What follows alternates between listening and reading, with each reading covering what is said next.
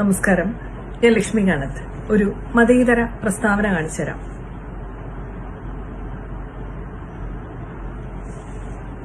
എഴുത്തച്ഛൻ ജീവിച്ചിരുന്നിട്ടില്ല.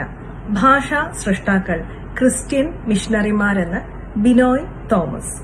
എന്തായാലും ഹരിനാമ കീർത്തനം എഴുതിയത് വില്യം ക്യാരി എന്ന മിഷൻനാറിയും അതുപോലെ തന്നെ രാമായണം എഴുതിയത് ജോൺ ഹൈഡ് എന്ന മിഷൻനാറിയും ആണെന്ന് പറയാത്തത് ഞങ്ങളെ ഹിന്ദുക്കളുടെ മഹാഭാഗ്യം.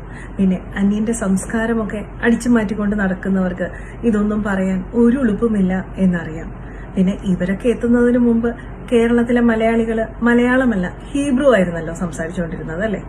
അതുപോലെ ഈ ഭാഗവതത്തിലെ അഷ്ടമസ്കന്ധത്തിൽ പറയുന്ന പ്രളയത്തിന് മുന്നോടിയായിട്ട് സാക്ഷാൽ വാസുദേവന്റെ നിർദ്ദേശപ്രകാരം സത്യവ്രതൻ എന്ന രാജാവ് ഒരു പേടകം അഥവാ വള്ളത്തില് സപ്തർഷികളെയും സകല ബീജങ്ങളെയും സംരക്ഷിച്ച കഥയുണ്ട്.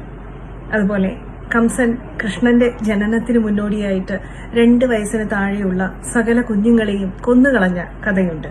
ഇതൊക്കെ അടിച്ചുമാറ്റിക്കൊണ്ട് പോയവർക്ക് ഉളുപ്പില്ലാതെ ഇങ്ങനെയൊക്കെ പറയാൻ കഴിയും?